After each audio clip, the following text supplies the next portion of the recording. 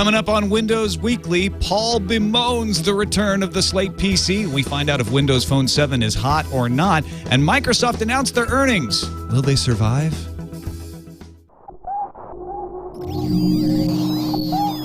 Netcasts you love. From people you trust. This is TWiT. Bandwidth for Windows Weekly is provided by Cachefly at CACHEFLY.com.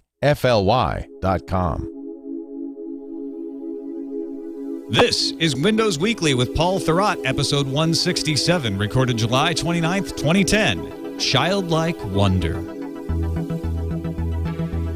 This episode of Windows Weekly is brought to you by Ford and voice-activated sync, featuring true hands-free calling, turn-by-turn directions, 911 assist, and more. Available exclusively on Ford, Lincoln, and Mercury vehicles. For more details, visit syncmyridepodcast.com, and be sure to listen to TWiT all this week for updates on innovations at Maker Faire at the Ford Museum in Detroit, featuring inventions from 300 makers. And by Squarespace.com, the fast and easy way to publish a high-quality website or blog. For a free trial and 10% off your new account, go to squarespace.com/windows. And by Audible.com. To download a free audiobook of your choice, go to audible.com/windows. It's time for Windows Weekly, the show that covers everything Windows, with Paul Thurrott, news editor for Windows IT Pro, the man in charge of WinSuperSite.com, and the author of Windows Phone Secrets. Nice to meet you, Paul. Nice to meet you as well. Yeah, this is. I have two personal questions to ask. Absolutely, because we've never met. Ask away. I see you occasionally before my podcast because Leo will run these pre-recorded shows, right? On the live feed, and sometimes it's your news show. So the questions I have for you are, one, does Leo call you number two? Hasn't yet. Well, unless you mean pejoratively. But no. No. He hasn't yet. Okay. I would demand that of him. I think so. And, yeah, I like that. Yeah. And every time I hear your name, I think of a character on the newer version of Battlestar Galactica. Which one? The Richard Hatch character. What was his name on the show? Do you have any idea? Oh, yeah. It's something very close to Tom Merritt. I get the character from Demon a lot, the Daniel Suarez novel, because his name's Roy Merritt, I think, the Burning Man. Yes. Is that like the detective? Yeah. Well, what is Hatch's name? It's like Merrick. It's something very similar. In fact, I think it's Tom whatever. I'm dancing around waiting for the chat room to come up with it. I know. Because they know everything. Someone's Googling it right now for us, I'm sure. Tom Zarek. There we go. Thank you, GoHawk09.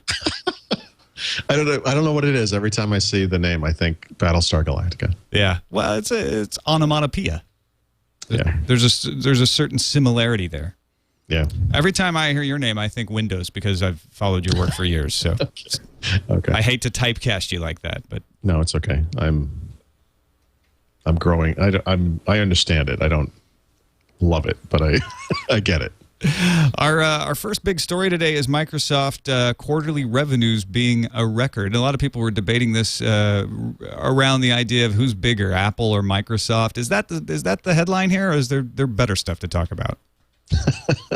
Well, I mean, we've had this discussion before, Leo and I. You know, Apple and Microsoft obviously compete in certain markets, so it's natural for people to want to make that comparison. And let's face it, as far as the PC industry went, obviously Microsoft beat up on Apple pretty bad for a long time there. So I think there's a nice little bit of schadenfreude here that, you know, Apple is able to overtake Microsoft from a market share cap perspective, right? Although in some ways that's semi-artificial, but, you know, they're both ginormous companies. I think that's the important thing there. I think for this quarter in particular, a lot of people were looking for Apple to surpass Microsoft from a revenues perspective, which didn't happen, although only barely so. Microsoft continues to make a lot more in the way of earnings or profits than Apple does, primarily because they're a software company and not a hardware company. I think that's the big difference there. But Microsoft did report record revenues for the quarter, which I think surprised some people.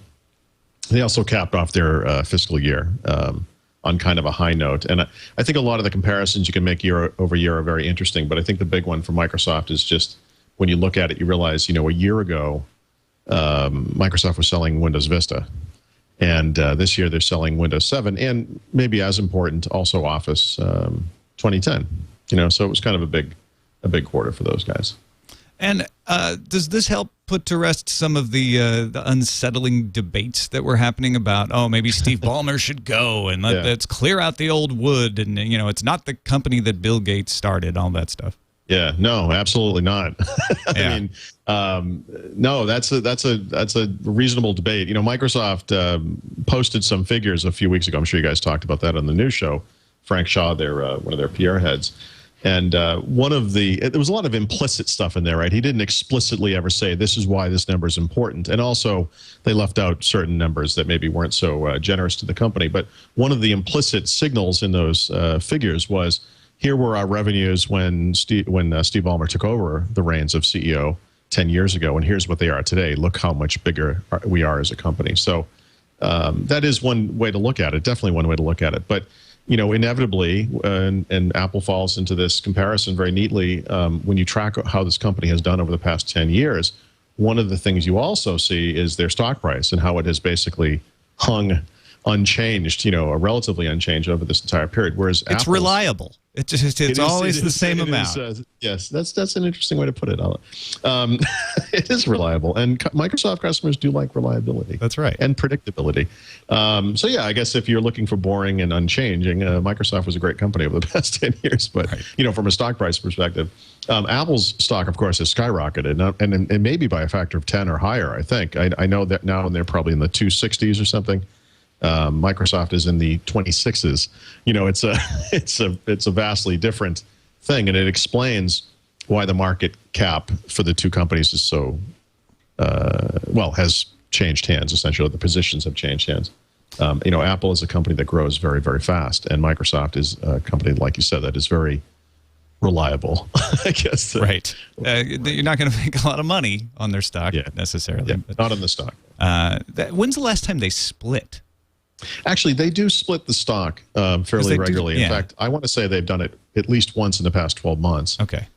They are pretty good about that kind of stuff. And I think that, I think they have to be, right, to just retain whatever investors they have and so forth. But yeah, the stock price is not a strength of Microsoft. But what Microsoft does have are some pretty, again, reliable businesses. And I think a lot of people, I don't have the numbers right here in front of me, but I think a lot of people, when they think of Microsoft, they think Windows Office, and they think that's most of it or whatever. But, even in this most recent quarter, the business that generated the most revenues was, in fact, Office, the one that's responsible for Office, the business division. And close behind it was Windows, but and then actually not too far behind that was the server and tools, basically Windows Server. And those are traditional software markets, but they also do represent the bulk of Microsoft's earnings. So I think a lot of people think of Microsoft as a two-product company in many ways. I think it's more reasonable to suggest that they're a kind of a three-product company, I guess, if you will, server, Office, and Windows, on the client.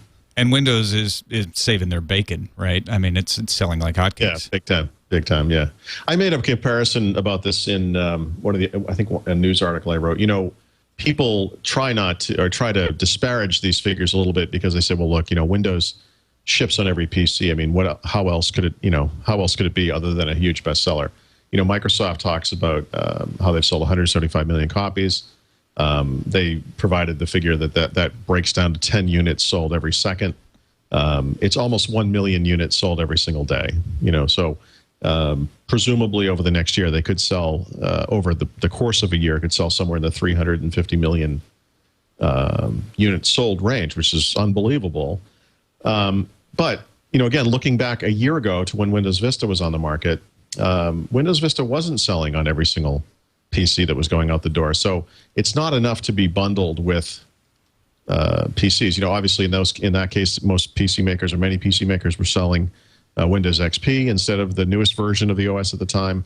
This time, Windows 7 is perceived as being a superior product to its predecessor, so now they're selling a lot of the new one, which is great. But I think that's the difference. It's not just that they're bundling it on PCs, which is fantastic. It's that they're bundling it and people want the new one. They don't want the old one. So there is a there is also a perception difference this time around that's working in their favor as well. Yeah, it seems like Microsoft's huge advantage that they still have over anyone else who wants to compete with them is the enterprise.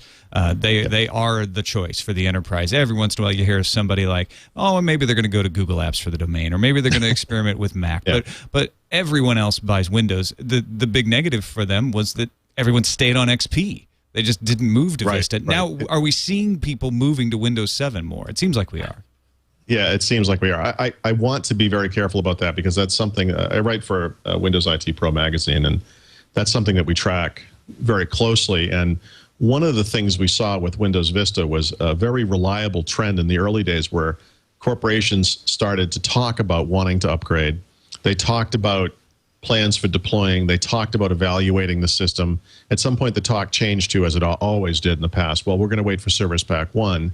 And then Service Pack 1 shipped, and it didn't change at all. I think somehow by that point, there was this kind of weird, bad vibe around Vista, and it just wasn't. All the talk that had occurred before stopped, and the actual deployments never really happened, not in the way that they had in the past. So, you know, as you said, over the intervening years, lots and lots of XP. Now, it's early on with Windows 7 still, and it's weird for me because I guess, I don't want to say I want, but I sort of want to believe that people are being honest about what they're doing deployment-wise. But right now, it's the same as it was in the beginning of Windows Vista's timeframe, which is a lot of talk, some evaluations, some actual deployments, right? And I think the only difference is we are seeing some companies who had waited for so long on XP are finally, tipping the scales and going with Windows 7, but it's still very early on. I expect the corporate adoption of Windows 7 to still be relatively slow, given how long these companies have stayed on XP. It's really kind of astonishing. But I guess what I'm trying to say is I think and I sort of hope that it's happening, but right now I think it's still a little early to say. Well, Windows 7 has a couple things to deal with that Vista didn't as much, which is the economy. I mean, when I say a couple things, that's one. Yeah. You know, everyone's even less willing to spend money now than they were back then. Absolutely. I mean, corporations as a whole, any size business, from small business up to the biggest enterprise, are notoriously cheap when it comes to spending money on technology, upgrading computers. That's been a huge trend over the past many years, over the past decade, where companies have been stretching out their technology investments, causing Microsoft to extend their support licenses or support agreements with customers on ever longer bases because companies expect these things to run longer and longer.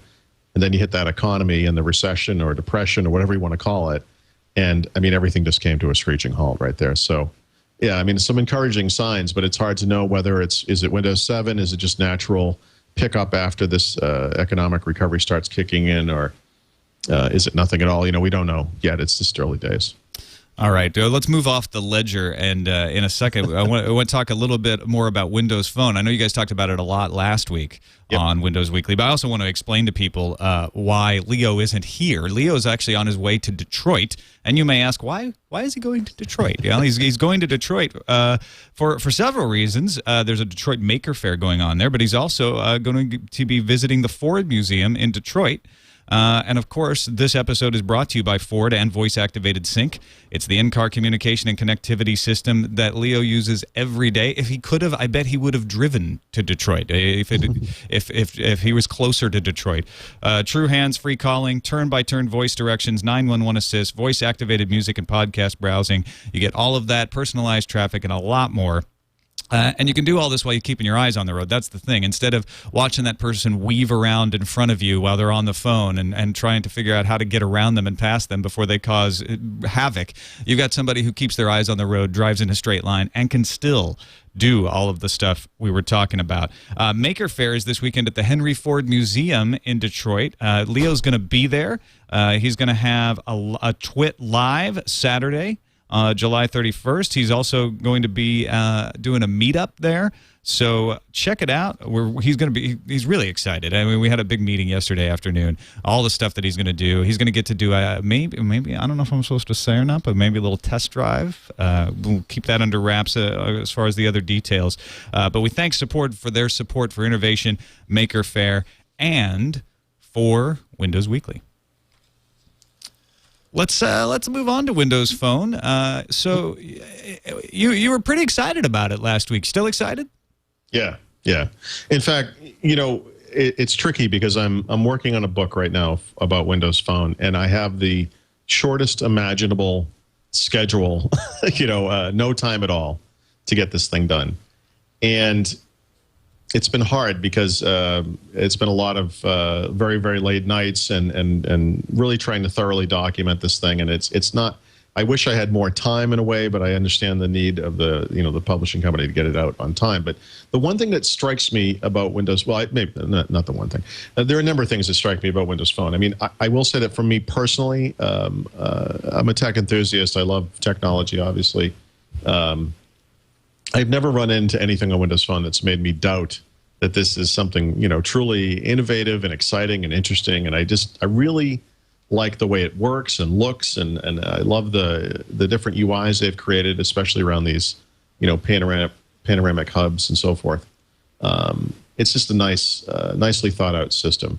But in the process of documenting this thing, I mean, it's been shocking in some ways to me how predictable it has become, that for every incredible feature on this phone, there are a handful of little missing pieces, that I really feel very strongly people need to understand up front, because I know out in the world, on the internet, in the blogosphere, or whatever, there are people who are very excited about Windows Phone and can't wait to get their hands on it and all this. I've got people emailing me every single day, my contract is expiring, should I wait for Windows Phone? And I feel a responsibility to make sure that people understand what they're getting into, that it is awesome, from a broad strokes thing. But if you're a very technical person, I think you're gonna take issue with some of these missing features, and I think it's the stuff you need to understand. I think for the broad consumer base, that Windows Phone is an incredible solution, and I think from day one it's going to be perfectly fine, for 90 whatever % of the world. But for those 5% of us or whatever, that consider ourselves power users, I mean, you talk about the omission of cut and paste and those sorts of things. Well, actually, cut and paste is a pretty big issue. I'm talking about even smaller things. It's the type of stuff you don't even really understand is missing until you use it, and it's the type of thing that Microsoft would never communicate, because it just, it just doesn't make sense to do it. But if you think, for example, like what type of smartphone do you use? I carry an iPhone 4 right now. Yeah. Mm-hmm. Okay, so you've been an iPhone user all along, or whatever, since the Motorola Razr. Okay. So then you may appreciate or may recall that when the original iPhone came out, the very first one, with this awesome calendar application and so forth, unless you were on a very limited subset of available calendar services, and I think it literally was Mobile Me, maybe, you couldn't do things like multiple calendars, I think it was the case like with Google Calendar, you could get Google Calendar on there, but it was only your default calendar. And I don't recall the exact history of this, but at some point that changed, and they opened it up to sub-calendars. You could do all the, maybe it was Exchange ActiveSync support or whatever it was that it was Exchange ActiveSync when I actually started using the calendar. I just didn't even use it before then because it was virtually maybe useless. For this reason or other reasons. Yeah. Okay. So unfortunately for Windows Phone, in the case of the calendar, which is awesome and supports Exchange ActiveSync, it does multiple accounts of multiple account types. You could have 2 Gmail accounts on there. 2 Hotmail accounts, 2 Exchange accounts, or more, of each, whatever, it doesn't matter. For each of those account types I just described, you could have email, calendar, and or contact syncing, your choice, through any of those accounts. But in the calendar application specifically, which is an excellent little application, only works with the default calendar in every single case. So if you've set up multiple calendars, as many people did, and as I did before I moved to the iPhone on Google Calendar, I had multiple calendars. All of a sudden, you can't access that stuff. If you have calendar subscriptions, through iCal, they don't show up on the phone, and there's no way manually on the phone to add such a calendar to the calendar application, So it's this beautiful thing, and it works with multiple accounts, but it's like you dig down a little bit under the surface, and then there's this kind of showstopper almost, depending on your needs. Which is funny because that's one of the big advantages that I heard you talking about with Windows Phone 7 is that it does everything else so well that you don't even think about it. All your photos are together, all of your music and all of that stuff. You'd think the calendar would be an obvious one. Yeah. Well, but these things unfortunately exist, throughout. I mean, these little issues are everywhere, and this is the thing I'm talking about. And I don't mean to cast any doubts on the capabilities here. I still feel that Windows Phone is incredible, but for people listening to this podcast, especially, I want them to understand, that there are just things missing. And you can look at any component in this whole thing, and you can pick apart little things. For example, it has one of the account types it supports, which is kind of interesting, is Facebook. Facebook is not configurable in any way, shape, or form. It's either on or it's off. If it's on, you get all of your Facebook contacts in the People Hub. You get your Facebook feed information in the People Hub and in the Pictures Hub. Pictures that people post to Facebook that are your friends go in the Pictures Hub and so forth. There's no way to configure it. You can't have part of that on, part of it off, whatever. And the problem with that is, depending on how you use Facebook, I mean, you might want your feed stuff so you can see what's going on with your friends, but you might not want your contacts to all be in your contacts database, right? In my case, I've got 1,500, friends with air quotes around them on Facebook. Facebook is unusable for me on Windows Phone for that reason. I don't want those people in my contacts list. This is a common problem on all kinds of devices and platforms that people are dealing with differently. For instance, I have the Tech News Today email address. I just added it to my phone, and now it goes into the all inbox, and there's no way to stop it. Every email account you want to put on the phone goes into the all inbox. I don't want that one in the all inbox because it gets so much mail. And so I can't tell when I've got new mail because it's always going to say I have unread mail. And then calendars are like that. I mean, they've been that way forever, trying to figure out how do I sync my Yahoo calendar to my Palm Pilot, to today, where it's like, well, I've got a Gcal and I've got multiple versions of it, and how do I, that's something that people need to fix. And maybe Microsoft's smart in saying, you know what, we're not going to try to fix that with this. We're just going to try to make it work. That's more gracious than I'm willing to be. I think that it's more of a time element, and I think they will fix it. I mean, I think in the case of calendar specifically, there's absolutely no reason why you can't, through some interface, check off the ones you want and don't want. I mean, it seems simple enough, right? Yeah, and other people do it. I think, the hardest thing for me to accept about the phone as it is, and I fully expect this to change over time. In fact, it wouldn't shock me if this changed literally the day that this thing launched, is when you plug it into your computer, it doesn't do anything other than interact with the Zune software. You can't use your standard image acquisition software, whatever that might be on Windows or the Mac, to download photos from the phone as you can with an iPhone or any other digital camera or any other smartphone. You can't access it like a hard drive. That means you can't plug it into an Xbox 360 and play content off of it over your HD TV like you can with a Zune HD or, by the way, an iPhone. It's curiously limited. I don't mind the fact that it requires Zune software to do media sync, right? That's what Apple does with iTunes. But Apple doesn't require you to use iTunes to download photos off of the phone's camera. I mean, imagine how limiting that would be, especially if they didn't give you a way to, say, put them into certain folders, folders that were based on maybe the events, that were based maybe on dates, that had names that made sense, not names like WP_00001, whatever. I'm always frustrated that the iPhone isn't a mountable drive the way the iPod is. For getting things like music off.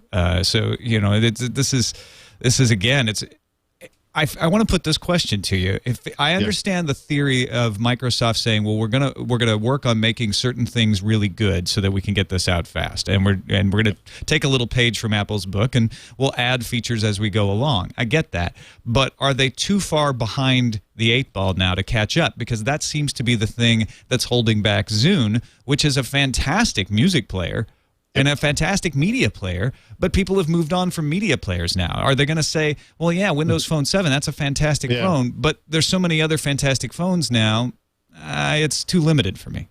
So this is like, we're always fighting the last war kind of thing. Yeah, right. I think that Windows Phone has a huge chance. And I think the thing that we need to remind ourselves, as well as the people who are listening to this, is that in our world, which is sort of insular and small when you think about it. Sure, yeah. It is easy for us to, as I just did, to pick apart certain things.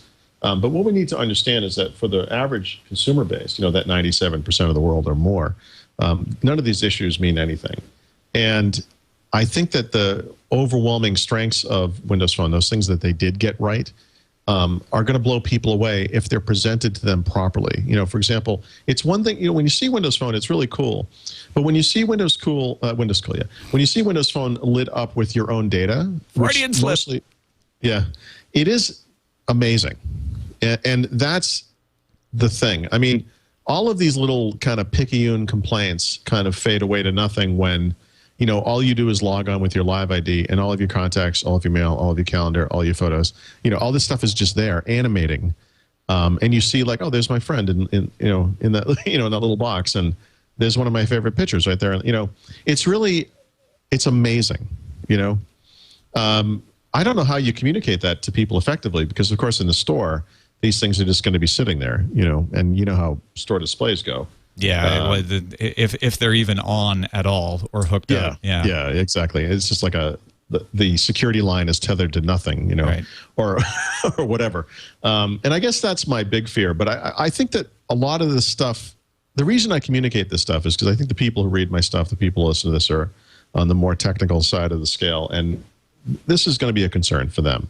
But I think, like I said, I don't know that we represent the majority. And I think for most people, when they see this stuff, it's going to be really, really exciting. I mean, even for me, grown very accustomed to a very vast app infrastructure that's available on the iPhone. And you go to this phone and you're basically, during the beta here, stuck with whatever is on the phone. You can't really download any meaningful applications yet. You can't download any games yet. So you're just kind of stuck with the stock phone. And even still, I find no desire to go back to the iPhone at all, none at all. It's still, even out of the box, amazing how much it does. I happen to be, like I said, because of the iPhone years ago, I actually cut down to one calendar and never went back. So actually, in my case, it's fine. I only have one calendar, so that actually works out fine for me. You've adapted to the conditions of our limited world, yeah. That's a happy circumstance. But I do recognize that for many people, people have different calendars. Even my wife has different calendars. I mean, she's not technical in the slightest. So I know this is going to be an issue for people. I think it's important to communicate that. But I think more important for the wider world is I think people are going to see this and they're going to be really excited by it. And that has not faded for me. And as overtired as I am and as hard as I've been working to get this stupid book done, I haven't lost it. I mean, I really feel like there's something special going on here. It's a neat product. That's the biggest testament you could give, because I don't know if everyone in the audience necessarily understands that, but the amount of time you have to spend with something to write a book about it, the amount of headache and hours that you're just laboring over it, it's incredible. This is not like making minimum wage. It's like paying someone else. Yeah. I've lost money on this, but you have these bitter moments. In this case, I had this. You dream about the book. You dream about you can't think of anything else. I woke up one night at 3 o'clock in the morning and just worked for 2 hours because I couldn't sleep. I was so, the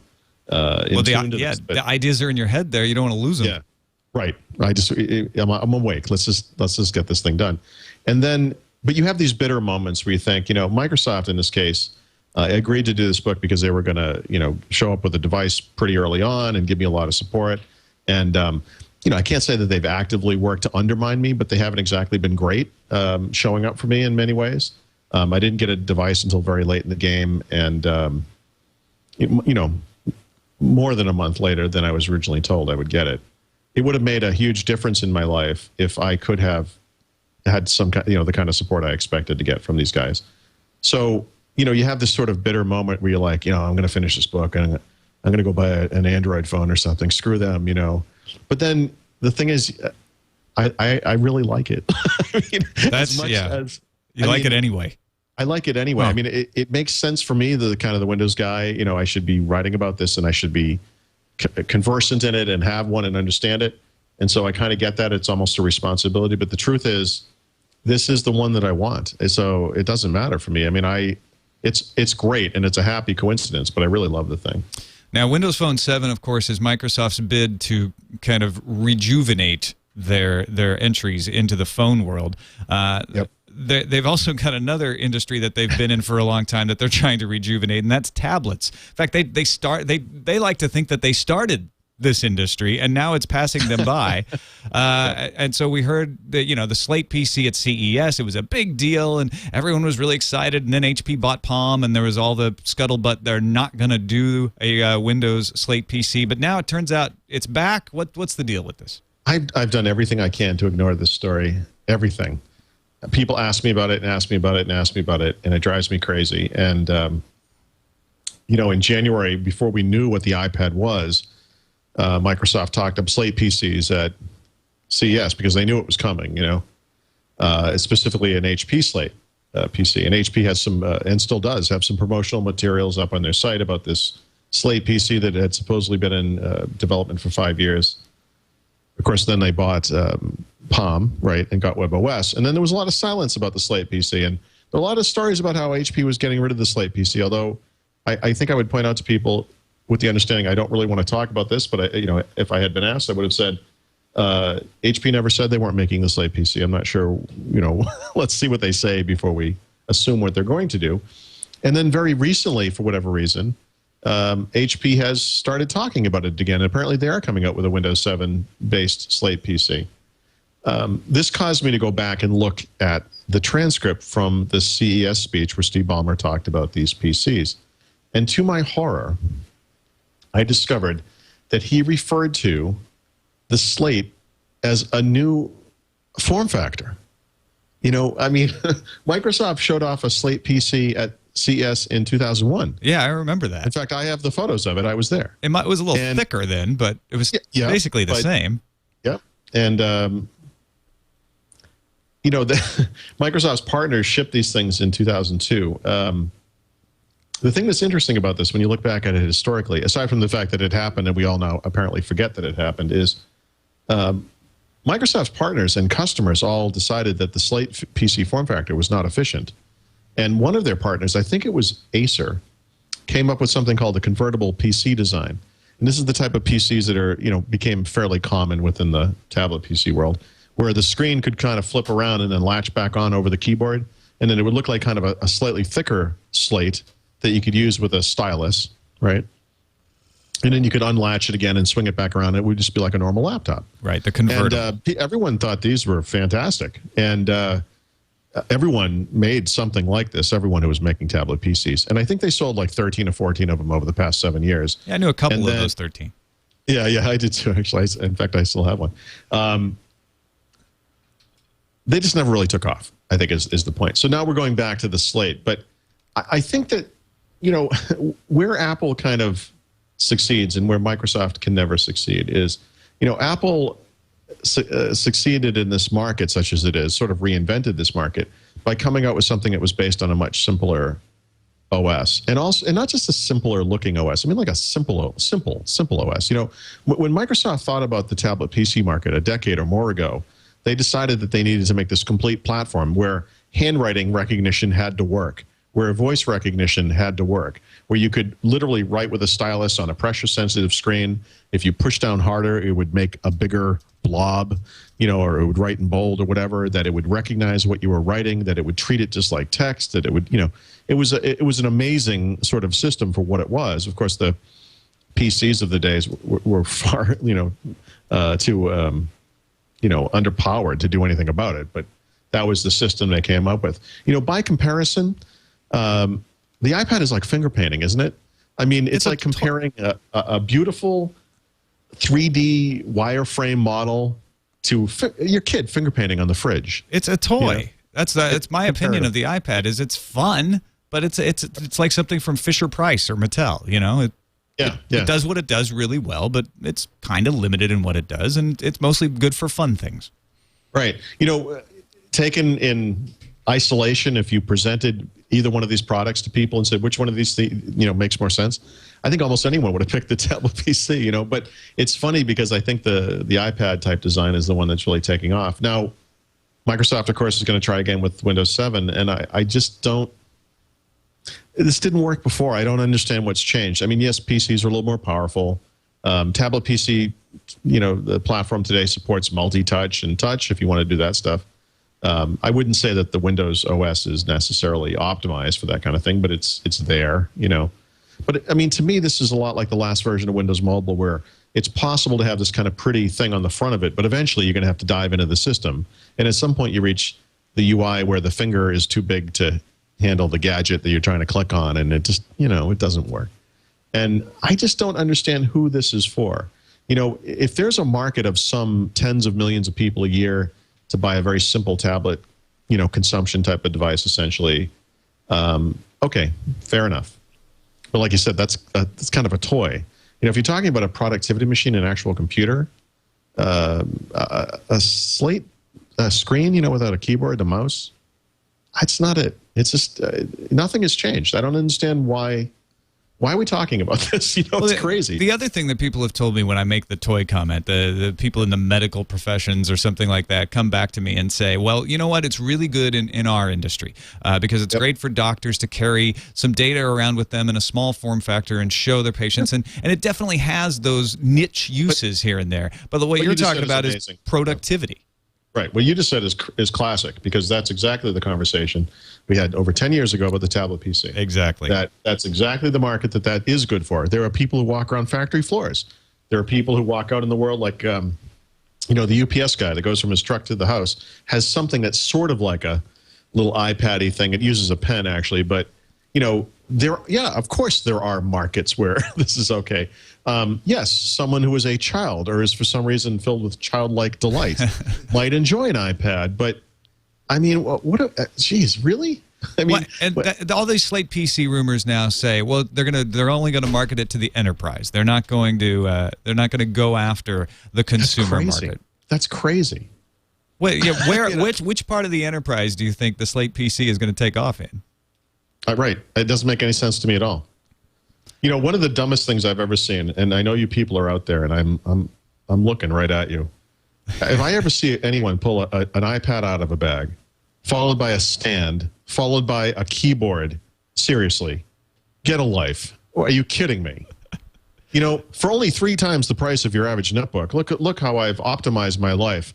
It's like this is a little off topic, but it's a Mac. It's kind of Mac instead of PC. But I witnessed a woman explain to the man in front of me that she had bought a 17-inch MacBook Pro because she was tired of her Dell PC crashing, and she had solved all of her problems.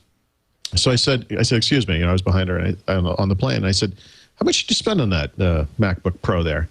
$29.99. Yep. I said, you realize you could have bought 4 Dell laptops for that much money, kept 3 of them in a closet, and then every single time it crashed, you could just bring out a new one. I mean, so I'm glad that you said it's worth it for the frustration of not having to pull the one out of the closet. But this is the same. If you can say to me, look, I can afford it and I want it because I just am attracted to it, that's a reason, But, I mean, as far as an iPad goes, like you, I guess, I just don't quite get it. And I don't say that from the position of someone, I have one and I use it, try to use it.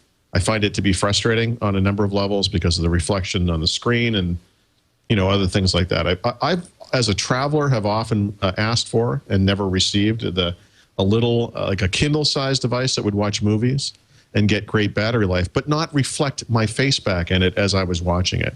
I've never been able to watch a movie on a plane using an iPad where I could see anything other than my own face clearly. Well, you're using it wrong, obviously. It's not supposed to be used in areas with light. Yeah. Now, I've been able to. I actually like using it on the plane, but you do have to make sure that you've tilted in just the right direction so that you're not seeing yourself and got to unfocus your eyes. The problem is that direction is always slightly different, and you get into this situation where you're always just repositioning it. Anyway, I didn't mean this to be an iPad rant. Honestly, the thing I'm more upset about is that the PC industry, Microsoft specifically, is being pulled back into this. Into their version of Afghanistan. I mean, what, are you kidding me? This has never worked. It's never going to work. I mean, how many times do you need to fail at this before you figure it out? Never fight a land war in Asia and never put out a Windows-based tablet.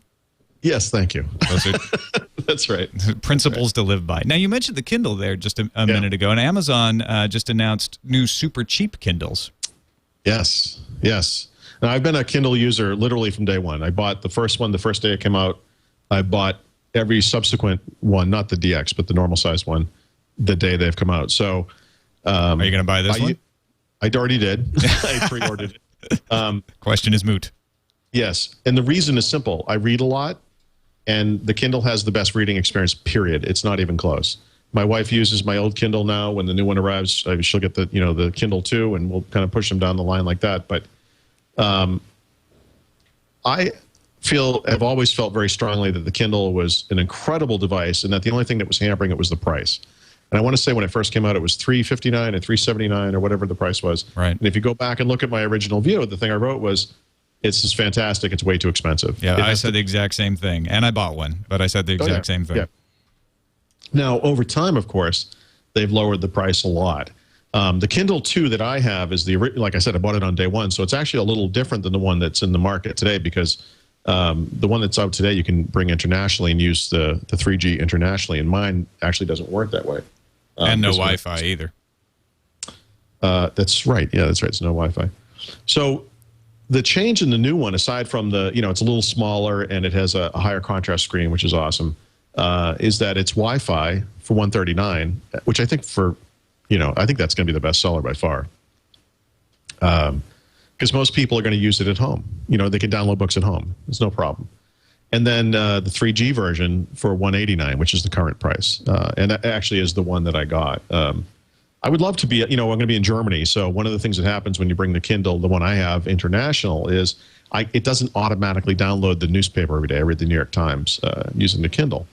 And it's a little bit of a hassle because you have to download it to the computer and then sync it to the device. So when I'm in Europe, it's the one time I ever connected to my computer. I've never, in fact, I got to find the cable for that. I never use it like that here. So it's kind of odd. And it would be nice to have one that didn't require that. But yeah. Obviously, it doesn't have color yet. I think that technology is just not there for that kind of screen. And it doesn't have a touch screen, I guess, although I don't consider that to be a huge problem personally. Everyone tries to touch it, though. Whenever I don't know about you, whenever I show somebody a Kindle for the first time, they always start putting their fingers, and I'm like, hey, stop mucking up my screen there. It's not a touch screen. But everybody wants it to be, and I think that's why you always hear that is like, oh, but it'd be so nice if it were. The Sony Reader is nice with the touch screen. I've used that a few times, but it does get a little gummy, just like the iPad does. Yeah, I think the big deal, though, is for the Kindle compared to the Sony stuff is just the library of content that they have.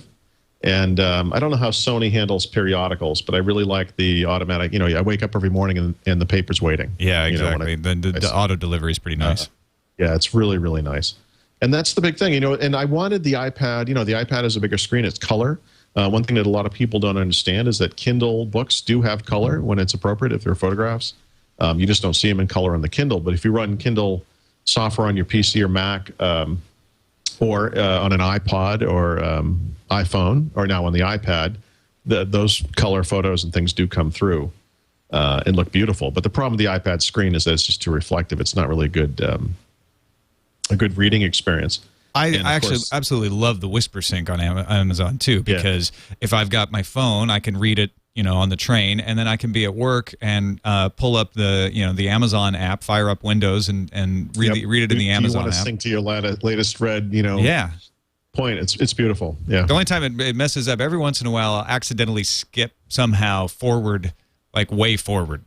And then it's screwed for the rest of my reading because you can't reset that point. I want to be able to reset that sync point. I haven't had too many screw-ups. I mean, only had that happen once.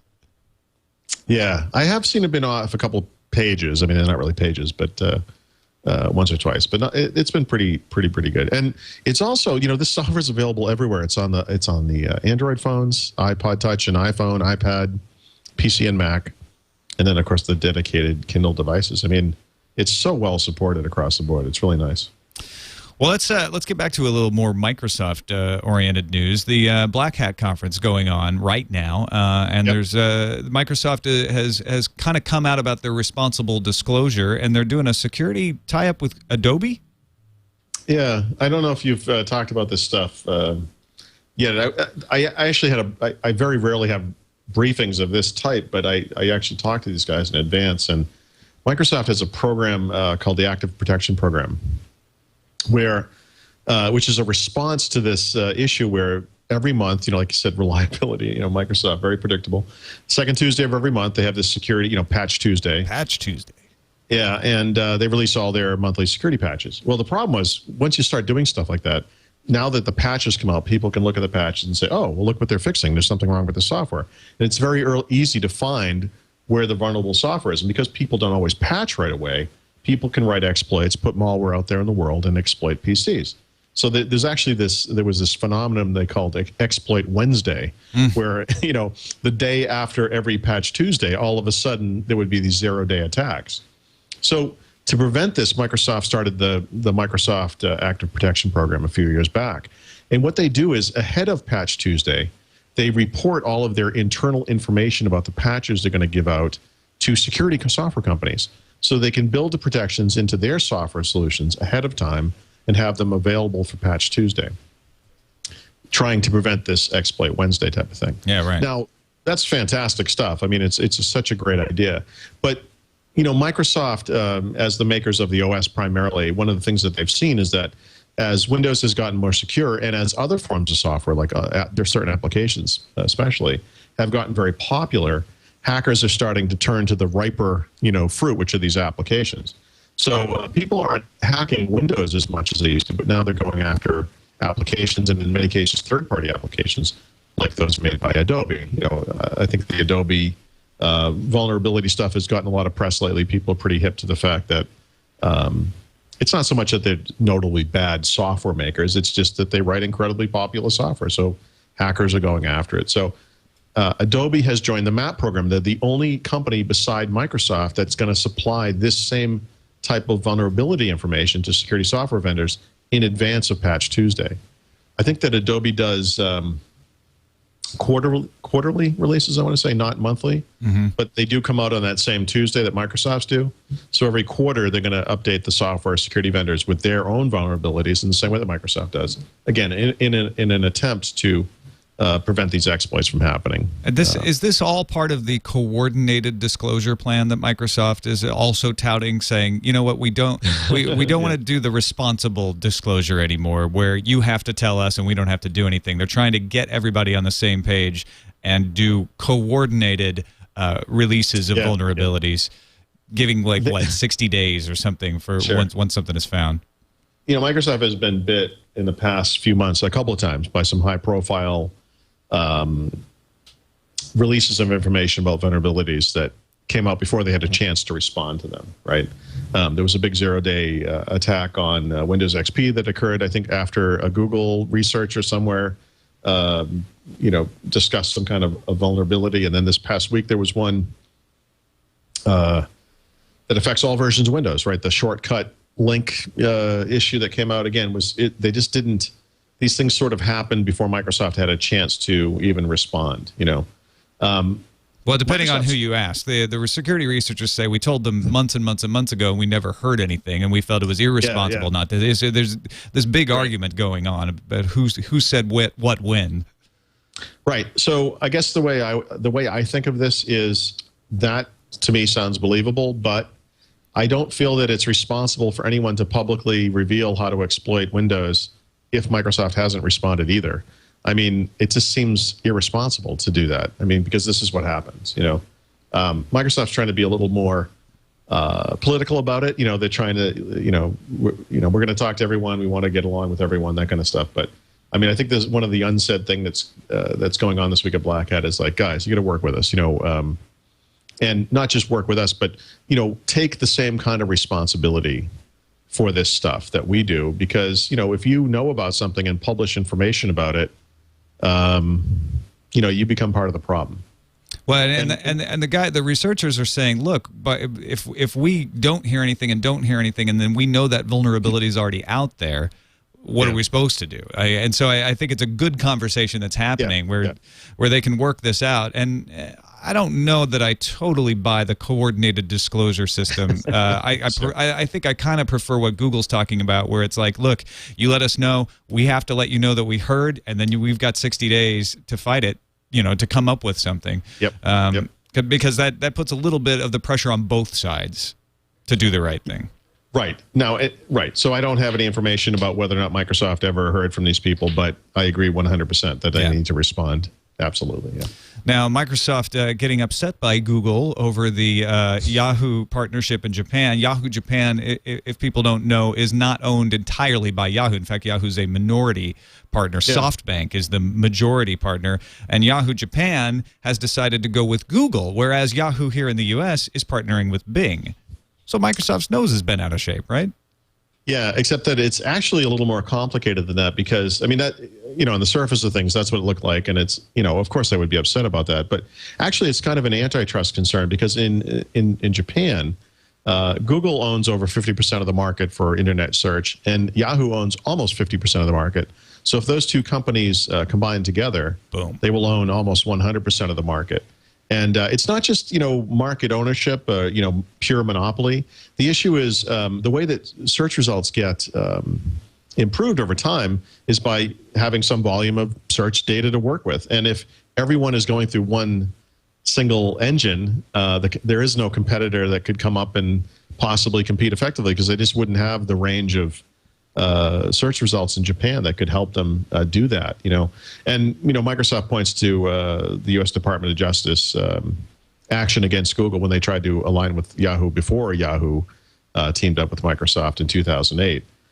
They found that agreement to be illegal, and that agreement was not nearly as far-reaching as the one that Google and Yahoo are trying to do in Japan. So it actually has some interesting antitrust angles to it as well. So we'll see what happens. I mean, according to Google, I think it was the Japanese FTC already okayed this deal. I think that's what they said. What would be the justification for that if you're talking about 99.9% of the market being in one company? I don't see how you allow that.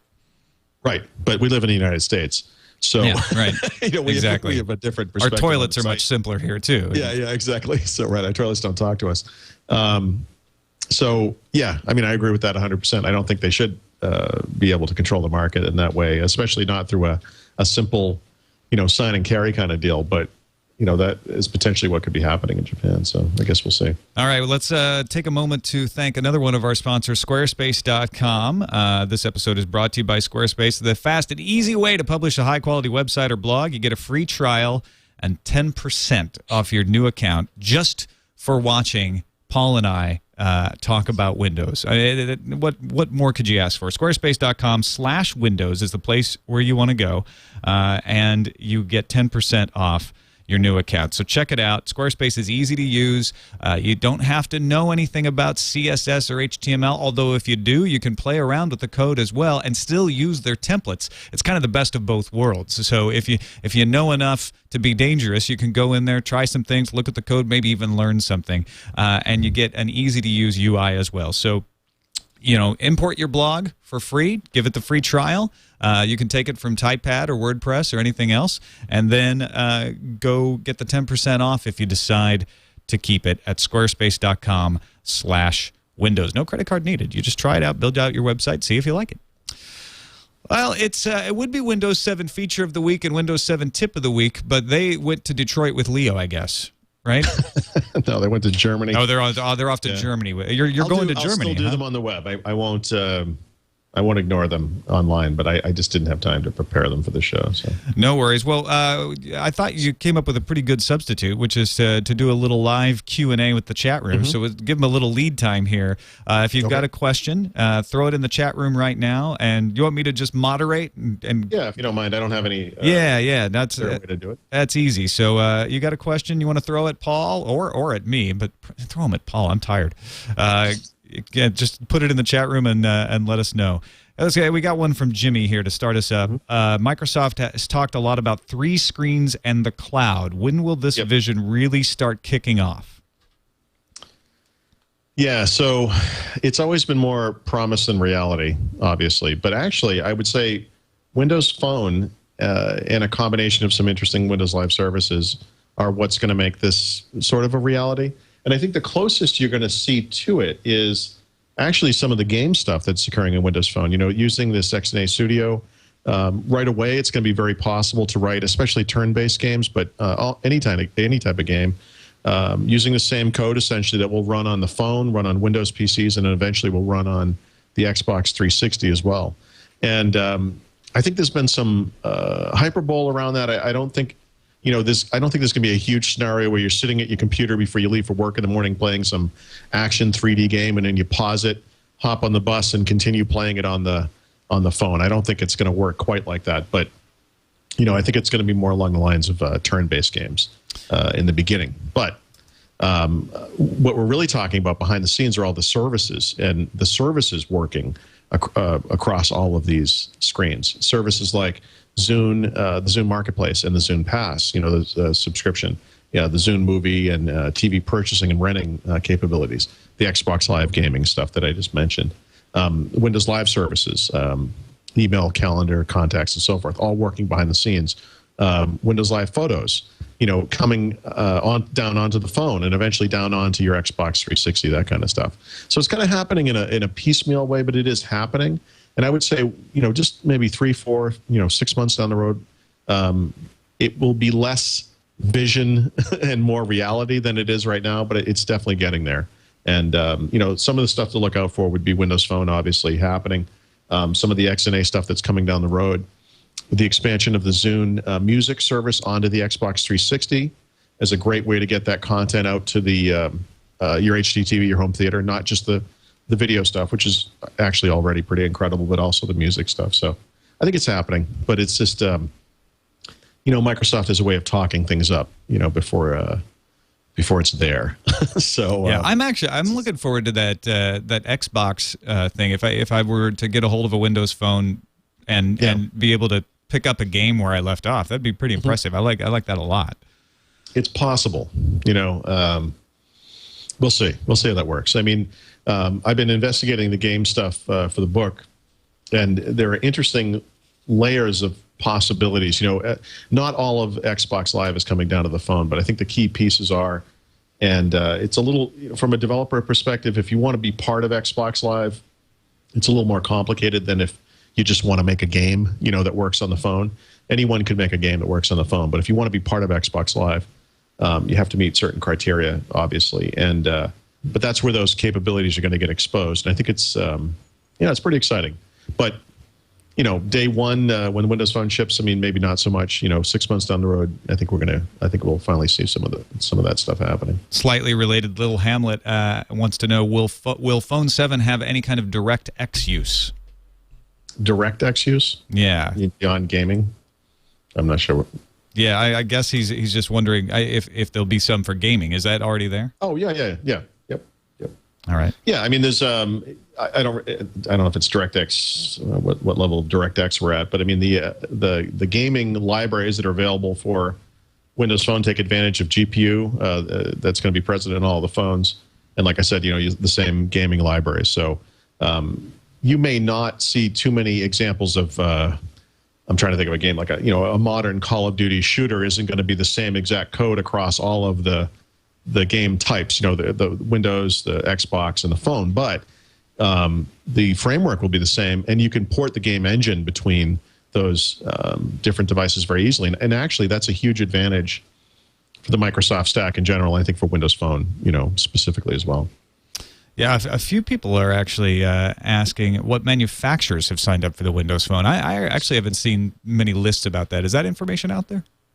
Yeah, off the top of my head, you'd have to go back to, if you go back to the February announcement, Microsoft had a bunch of names up on the board, and basically it's exactly the same, except HP isn't on there anymore. HP, of course, bought Palm and WebOS, so they're not doing it. We know that Dell, HTC, LG, Samsung are all on board, and then there are rumors of other companies. Nokia even has been rumored to get in there, Sony and others. So we'll see. We also have the inevitable: when will Windows 8 come out? What? I know exactly when it's going to come out, so that's no problem. Of course you do. This question. We have started to hear little bits of what do we know about Windows 8? Is there anything important, or is it just way too early still? There's nothing that we know about it other than the proposed schedule, which is 2 years from right now, mid 2012. All right. 1 year from right now, we will have some kind of a PDC where we have a limited private beta, like we did at PDC 2009 for PDC 2008 for Windows 7. Sometime in the 6 months following that, there'll be a public beta, and then sometime by the middle of 2012, you're going to see the final release. Dr. Mom was asking for a good replacement for the software removal tool. Oh, this is the Microsoft tool. You know, you can actually still. Okay, so I haven't investigated this thoroughly yet. You can actually still get it. It's on. I think it's Softpedia, for example, still has it. So you can just download it and put it in. Yeah, the reason it's not on Microsoft.com anymore is that it was always designed to only target specific versions of the Microsoft installer. And I think what has happened is that the Microsoft installer has been updated and it doesn't work consistently across the different versions. So it's always been kind of a limited use thing. And I haven't gotten an official word back from Microsoft. Somebody asked me, it might even be the same person, had asked me about this via email. So I actually did get in a query about that, but I haven't heard back. My guess would be either that they're just not doing it anymore because it was kind of random what it worked with and what it didn't in the beginning, or that they're going to be updating it to take advantage of some of the, the newer versions of the installer. So I think it's just in kind of a hiatus right now. Area 52 was actually among a few people who were wondering if the canceling of the Kin phone would cool the market for Windows Phone 7. I don't really think so, but is there anything to that? Do they suffer any blowback from that? No, I mean, this is another example of, people like us who understand that these things were related in some way, and it's like, oh, well, what does this mean? To the wider consumer base, I mean, let's face it, nobody even heard of the Kin. Of the people who did hear about the Kin or knew anything about it, none of them knew that it had anything to do with Windows Phone. I mean, I don't think so. But, you could look at it from a glass half full perspective, which I don't actually do very often, but just to throw this out on. Microsoft, by getting rid of the Kin like they did in such a decisive fashion, in many ways is sending a message that they're very serious about Windows Phone, right? That they, too, understood that having slightly different things that weren't quite the same, but sort of had the same name and were sort of on the same platform, maybe wasn't the best strategy. And that by throwing all of their weight behind Windows Phone, that they're signaling to the industry and to customers that this is what we are very serious about. So I guess you could look at it from that perspective. The Kin phone was a vendor-specific solution, whereas Windows Phone is going to be marketed all around the world, through every wireless vendor, through numerous phone makers. It's a completely different situation. So, and I would also throw, the Zune HD. A lot of people say, well, what's it going to be like Zune HD, where it's super unpopular because they only sell it in one place, but it's still an excellent software solution. How come no one knows? I don't think so, because, the Zune HD is basically only sold here in the U.S., but these Windows Phone devices are going to be everywhere. And another topic that seems to be on people's mind a lot is Windows Home Server. Do we have any news about that, or about Veil? So a lot of people are saying, should I wait? Should I, should I hold off? Right. Yeah, this is a tough one. And again, you have to kind of fall down on party lines here. Windows Home Server is going to be updated this year to a brand new version. If you have a Windows Home Server solution that was a pre-made, HP box is the big one here in the United States. It's the one I have. You're not going to be able to grade that thing to Veil. It's just not going to work. Even if the server maker were to come out with some form of upgrade package, such as it was, you would have to wipe out the server, reinstall the OS from scratch, get your data back, that kind of thing. It's not going to be pretty. That said, Windows Home Server is really kind of an appliance when you think about it. It's not, when you buy a DVD player, you don't expect to upgrade it to the newest version of the firmware. I mean, some people maybe do, but I mean, I think the way people think, it's a device. It's like an appliance. Your toaster isn't upgraded to new forms of toasting. You buy a new one, that kind of thing. And I think that these appliances work like that. There's nothing about the release of Veil that means your existing home server isn't going to, not work, is going to stop working or whatever. It doesn't change anything. In fact, this month, there are actually going to be some new releases of home server products based on the existing code base, that, by the way, dates back to Windows Server 2003. From the perspective of a power user, it's a little disillusioning in some ways, but you got to remember, to most people, these are just solutions that do a certain thing, and they still work really, really well. So If you build your own home server, you're free, of course, to just install the new software from scratch. But again, you're going to have to go through that process of getting all your data back. There's no seamless version-to-version migration or upgrade path, so that's going to be the sticky part of it. But again, I would just remind people it's not really designed for that. It's an appliance. All right, shall we take one more? Sure. We got one person who's very persistent, wanting to know if you like the direction IE9 is taking. That's virtual me asking that question. A little vague. Yeah. It's early to say. I mean, I've been a little...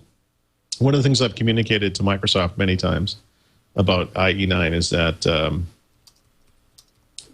they're talking about very low-level stuff, and they're moving very methodically, which they like to do. I feel like the wider world and the browser world, especially in this case, is moving very quickly, and that they need to move quickly, more quickly, than they are. I think from an end-user perspective, there are some things that Microsoft I probably learned with IE8, which is that these end-user features that were in many ways were very innovative and interesting didn't really take off in the marketplace. Nobody uses web slices or accelerators or these other features. They're just not broadly important. The things that are broadly important to people, I think, are this is weird to even say this, but are things like HTML5 and hardware-accelerated video playback. I think is going to be huge for people. So I think from that perspective, they're targeting the right stuff. But God, I wish they would move more quickly. In some ways, I wish what they did was simply release the rendering engine for IE8. I wish they could just somehow. They're so tied to the Windows release cycle that I feel like they're constrained in some ways from moving very quickly. And of course, they're Microsoft, so they also have backwards compatibility issues for their corporate customers, and these concerns that other companies don't really have. But yeah, I think it's smart to target standards, and I think it's smart to target the specific standards that they're targeting. So what's it going to take to kill IE6 off? Because when you talk about corporate concerns, I mean, that's the one thing that is keeping that thing on life support. It needs to go. Right. So this is a tough one. I don't want to drag this out. That's my question, by the way. It didn't come from the chat room. It's tied to XP, right? Microsoft's inability to kill off XP is what's going to keep IE6 around for a long, long time, even though it's finally starting to dwindle off. The rationale for this is very simple. You can talk all you want about support life cycles, and we're not going to deliver patches after this point, and yada yada yada. But if XP were completely out of support right now, and some hacker targeted Windows XP and literally exploited hundreds of millions of computers, how could Microsoft not be responsible enough to respond to that and do something about it? So they can talk all they want about not wanting to support that thing, but the truth is, when you have hundreds of millions of people using it, you can't ignore it. Now, I'm not really sure how many people are using IE6, but I bet it is potentially 100 million people or more. I mean, it's probably a lot of people. So IE6 will never disappear if Microsoft continues to support it. It's kind of a chicken and the egg thing. I mean, they have to, because it would be irresponsible not to. It would be maybe even corporate suicide, because some of their biggest enterprise customers are probably still on IE6. But it creates a weird situation. They're already working on the third upgrade since IE6. But what are you going to do? I mean, they can't say no if it's that many people. It's a tough situation to be in. Yeah, I've heard Microsoft coming out with cajoling people to get off IE6. Like they've done everything. There's just very little they can do. I'm waiting for the rebate check. Send us your uninstall screen from IE6 and we'll send you $50. Like seriously, you don't even have to use IE something. Just stop using IE6. That's all we're asking. Everybody's going to go to oldapps.com and download it so they can get the $20 check. Exactly. And run it on like a Windows 98 VM or something. All right, time for our Audible pick of the week. This episode is brought to you by Audible.com, the leading provider of audiobooks with over 75,000 downloadable titles across all types of literature, including fiction and nonfiction. And a lot of people forget they have periodicals as well. For listeners of Windows Weekly, Audible offers a free audiobook, and you got one you wanted to recommend, right, Paul? No, actually I don't. No? But I do have one that my wife wants to recommend. Oh, okay, good. So scared me there. I was about to do a quick search. Backpedal quickly. Yeah. You'll be like, oh, really? You don't? Let's see what we have here. Well, in that case, the Sword and Laser. It's funny. I just spent many hours loading up my various iPods and Zunes and my Windows phone. Actually, not my Windows phone. Various devices here with some Audible stuff. And I toyed. I was talking to my wife about this, and I said, I kind of want to go back to one of the classics. I have some books that I haven't recommended, but have been in the collection for a long, long time. And she says, no, you got to recommend this thing. And she gave me this. I guess it's a big deal right now. The Girl Who Kicked the Hornet's Nest by Stieg Larsson. If I'm not mistaken, this is the author. He wrote maybe 3 books, and I think he passed away. And now they're The Girl with the Dragon Tattoo is the most famous one because the movie, and all that. So I think this is. I don't know if this is second or third, but this is in that. Yeah. She's reading these books, and this is how she described it, as a literary crime fiction that she said a lot of crime fiction leaves women out of it, and that this one was not unfriendly to women. So I said, well, is it like a chick lit kind of a book, or this isn't like a book for women, is it? And she said, no, it's for everybody. It's not a gothic romance, in other words. Yes, I said, well, okay. So I have to give you the caveat that this is from my wife. And if I'm not mistaken, whatever the first book is in the series, I think that Daniel Craig, the guy who is James Bond now, has agreed to star in the movie. Ah, very nice. Well, and I know Leo's reading The Girl with the Dragon Tattoo, which is the first book. That's the first one. Is that a movie now? Or is that a movie? It is being made into a movie, yeah. Okay. Is it out? Now I can't remember if it actually came out. I don't know. Thank goodness this isn't Frame Rate, the other show I do about movies. I'd be more embarrassed. I want to say Daniel Craig is associated with a movie based on one of these books. The Swedish version is out, is what everyone in the chat room is saying. English version is coming next year, so maybe Daniel Craig's going to be in the English version. Now, if you're looking for more traditional Swedish crime fiction, who wouldn't be? There is, of course, the Wallander series, which is, I don't know if that's on Audible, but that's a possibility. All right. Well, if you would like to try out The Girl Who Kicked the Hornet's Nest, if you've already read, if you're at the right point in the series, or you want to try The Girl with the Dragon Tattoo, you can get it for free. You download an audiobook for free by going to audiblepodcast.com. Or actually, for us, it's audible.com/Windows. And you'll be able to cash in and get that book for free and try out Audible. And I'm actually reading the Robert Heinlein book, The Moon is a Harsh Mistress, on Audible right now. And it's a good one to read because when you read it in text form, it's kind of tough because it needs to be read in a Russian accent, and you might not catch on to that right away. But if you're doing the Audible version, it's in a Russian accent right from the beginning. It all makes sense. All right, let's get to our software pick of the week. What do you got for us? So I have 2. And they couldn't be more different. Software picks of the week, then. The first one is Steam, and this is just the I love PC Steam game engine, Yeah. I was loading up my laptop. Actually, we're going to Germany, so I'm going to be uprooting myself out of my office is difficult, so I'm trying to get as much stuff on my laptop and laptops as I can. So one of the things I did was I installed a bunch of my Steam games, but I noticed going to their site, they have a bunch of, in fact, they have over 600 games that cost under $10. So there's some surprisingly inexpensive stuff in there, definitely worth checking out. Yeah, they did a sale on Portal. Have you played? They did it. I snapped that up, even though I had the console version because I wanted to be able to play it on my PC. Yeah, Portal's classic. In fact, there's a new Portal version coming out this holiday season, if I'm not mistaken. Yes, that's right. I know Jonathan Colton is working with them a little bit on the music, and it's going to be picking up where we left off. It's sort of an exploded version of everything. I can't wait for it.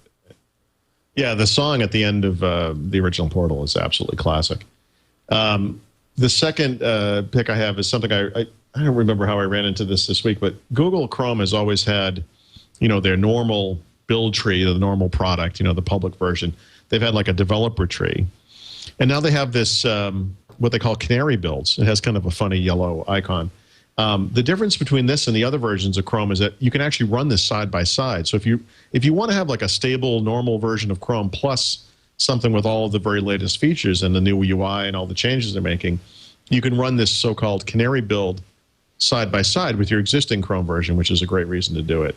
And I wish you can't actually set it as your default browser, which is too bad. I would do that. I kind of like playing around with the latest stuff. So if you're looking for the very latest version of the browser that right now is moving along the fastest, there's a new way to do that, and that's the Google Chrome Canary build. Yeah, it's tools.google.com/dlpage/Chrome SXS. Is that for side-by-side, do you think? Side, yeah. Yeah. Yep. I like the idea of being able... Now, will that update automatically with the new builds, or do you have to re-download it every time? That's a good point. Let me check.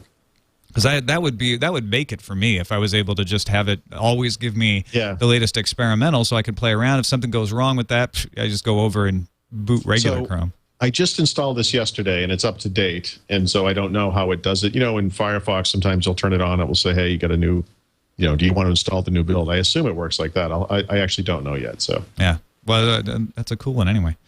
Yeah. All right. Well, Paul, thanks for being fantastically easy to host a show with. Okay.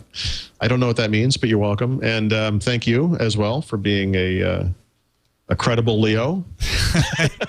I can never be Leo, but at least I can fill in from time to time. No, but there is a skill to the segue, and you apparently have mastered that. In ways thank you very much. Leo, of course, is out at Maker Faire in Detroit. He's going to do a fan meetup on July 30th. That's tomorrow at 7 p.m. Eastern Time. So if you're in Detroit, you want to head to the Hyatt Regency, the Archimedes Lounge, 600 Town Center in Dearborn, Michigan, and meet Leo. Hang out with a bunch of other folks who watch TWiT, talk tech. He's going to be at Maker Faire the next day. On Saturday, we're going to be streaming live from that. And so you're going to want to see that as well. I think that starts at 11 a.m. Eastern Time, so about 8 a.m. here on the Pacific Coast. He'll do a couple hours for Maker Faire. That's going to be fun, just watching him go around. So anyway, thanks to Ford for making that happen and for also sponsoring Windows Weekly. Paul, anything else before we wrap it up? No, but I'm thinking we should do a little Q&A segment every episode. I don't know why we don't do that more often. Yeah, people in the chat room. You and I mean, but we collectively. I'll just come in just for the Q&A segment. Yeah, I want it to always be you. Yeah, right. So, what are you doing on Thursdays? Right. No, people in the chat room really dug it. And there were a couple of people saying, hey, we'd like to have this more often. And there are definitely more questions than... I don't know why we don't do it. So maybe I'll try to make this more of a regular recurring segment. All right, folks. Thanks for watching. That's it for Windows Weekly. We'll see you next week.